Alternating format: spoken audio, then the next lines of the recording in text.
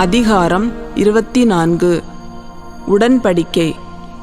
ஆண்டவர் மோசேயிடம், Aaron, Nadab, Abihu ஆகியோருடனும் இஸ்ரேலின் 70 பெரியோர்களுடனும் ஆண்டவரிடம் ஏறி வாருங்கள், தொலைவில் நின்று தொழுது கொள்ளுங்கள்.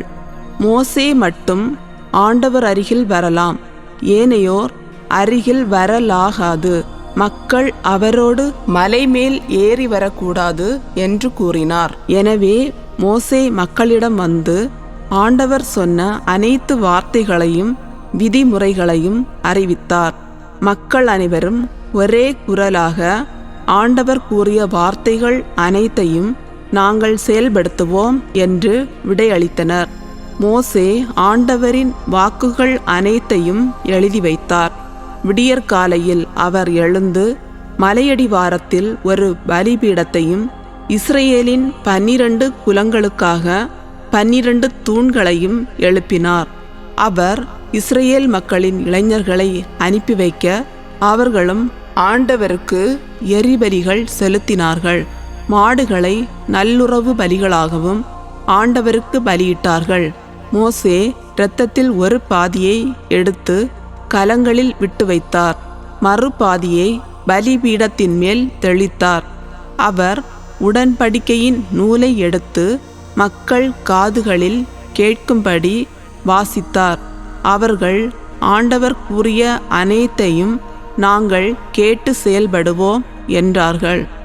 அப்போது மோசே இரத்தத்தை எடுத்து மக்கள் மேல் தெளித்து, இந்த எல்லா வார்த்தைகளின் படியும் ஆண்டவர் உங்களோடு செய்துள்ள உடன்படிக்கையின் இரத்தம் இதுவே என்றார். பின்னர் மோசே, ஆரோன், நாதாபு, அபிகு ஆகியோரும் இஸ்ரேலின் 70 பெரியோர்களும் மேலேறி சென்று இஸ்ரேலின் கடவுளை கண்டார்கள். அவர் பாதங்களின் கீழுள்ள தளம் நீல மணிக்கல் இழைத்த வேலைப்பாடு போன்றும் தெள்ளிய வான்வெளி போன்றும் இருந்தது. இஸ்ரேல் மக்களின் தலைவர்கள் மேல் அவர் கை வைக்கவில்லை. அவர்கள் கடவுளை கண்டார்கள், உண்டு குடித்தார்கள். சீனாய் மலைமேல் மோசே. ஆண்டவர் மோசேயை நோக்கி, என்னிடம் மலைமேல் ஏறி வந்து இங்கேயே இரு. அவர்களுக்கு கற்பிக்க நான் எழுதியுள்ள சட்டதிட்டங்கள் அடங்கிய கற்பலகைகளை உன்னிடம் அளிப்பேன் என்றார்.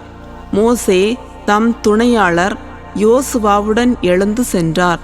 பின் மோசே கடவுளின் மலைமேல் ஏறி செல்கையில் அவர் பெரியோர்களை நோக்கி, நாங்கள் உங்களிடம் திரும்பி வரும் வரை நீங்கள் இவ்விடத்திலேயே எங்களுக்காக காத்திருங்கள். இதோ ஆரோன், ஹூர் ஆகியோர் உங்களோடு இருக்கிறார்கள். உங்களிடையே வழக்கு ஏதும் உண்டானால் அவர்களிடம் கொண்டு வாருங்கள் என்றார். பின்னர் மோசே மலைமேல் ஏறி செல்ல ஒரு மேகம் மலையை மூடிற்று. ஆண்டவரின் மாட்சி சீனாய் மலைமேல் தங்கிற்று. மேகம் மலையை 6 நாட்களாக மூடியிருந்தது. 7ஆம் நாள் அவர் மேகத்தின் நடுவினின்று மோசேயை அழைத்தார். மலையுச்சியில் ஆண்டவரது மாட்சியின் காட்சி பற்றி எரியும் நெருப்பு போன்று இஸ்ரேல் மக்களின் கண்களுக்கு தெரிந்தது. மோசே மேகத்தின் இடையே புகுந்து மலை மேல் ஏறிச் சென்றார். மோசே மலையில் 40 பகலும் 40 இரவும் தங்கியிருந்தார்.